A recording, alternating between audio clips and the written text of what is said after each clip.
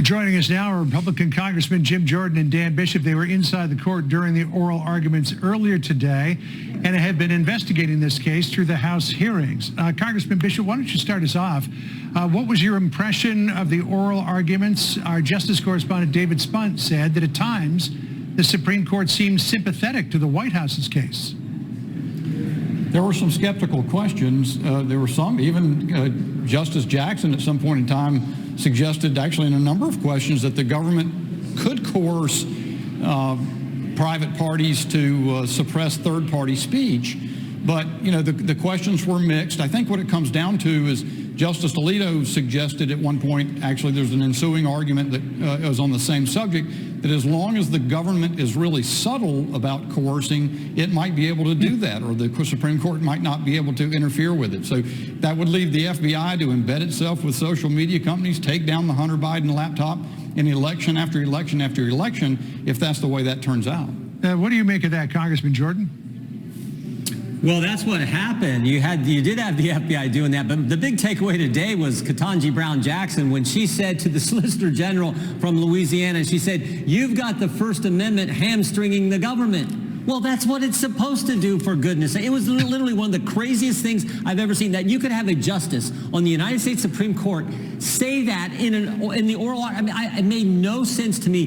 That is frightening, because if she really believes that is scary where we're headed. Understand what took place here. This was censorship by surrogate. This was big government telling big tech to take down speech they disagreed with. And it was the most fundamental kind of speech. It was political speech, the kind that's supposed to have the most heightened scrutiny you can have before you can take that down. But that's what took place. And then to have a justice on the Supreme Court say what she said, that is frightening.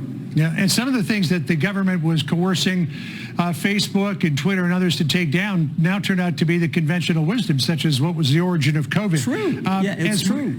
As we pointed out, some of the plaintiffs in this case are physicians.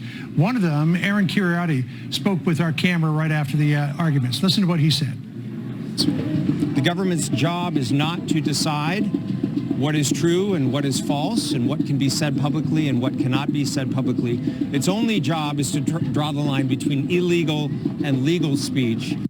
So what do you say to that, Congressman Bishop, that the government crossed the line from where it does actually have jurisdiction into a wholly different area where it doesn't? I think that's exactly the issue for determination by the Supreme Court is, do we want to have a situation in which the government, the FBI, other agencies are trying to constantly walk a line? How far can they go to keep perfectly legal, protected speech off of public platforms?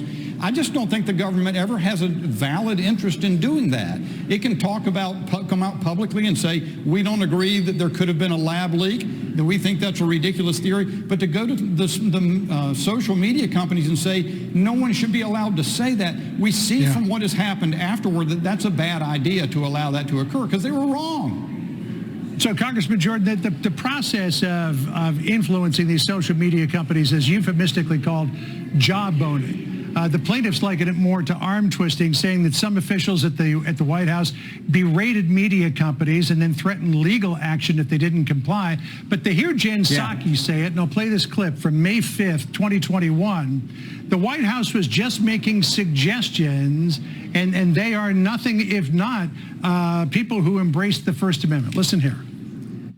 Well, look, I think we are, of course, a believer in First Amendment rights. I think what the decisions are that the social media platforms need to make is how they address the disinformation, misinformation, especially related to life-threatening issues like COVID-19 and vaccinations that continue to proliferate on their platforms. So what do you say, Congressman Jordan, to what she said just there? I mean, come on, that's ridiculous. The IRS or the FBI knock on your door. Your first response isn't, oh, joy, my government servants are here to help me today. Your first response is, this is the federal government. This is the White House. I mean, and the fact that they were pressuring like they were, going after, as Dan pointed out, speech that was true, turned out to be accurate, and yet they were trying to take it down. And by the way, Jen Psaki and President Biden, they got the biggest bully pulpit in the world. If they don't like what's being said, go speak your own mind. Go post something on Twitter or on Facebook. They got accounts. They can do that. But don't go taking down speech that you disagree with for political. Here's how bad it was. The third day of the Biden administration, the White House, Clark Humphrey from the White House sends an email to Twitter saying, take down this tweet ASAP. And guess what the tweet was? RFK Jr. saying, Hank Aaron, 2 sentences. Hank Aaron took the vaccine and passed away. He did so to encourage black Americans to get vaccinated. 2 true statements. They went after that tweet. True statements. They wanted it taken down. And oh, by the way, who was that individual? The guy running against them in the primary. That is as scary as it gets, but that's what this White House was doing, this administration was doing. Let's hope the court reaches the right decision. All right, well, we will find out, but probably not for a couple of months at least. Congressman Bishop, Congressman Jordan, thank you for being with us today. Appreciate it.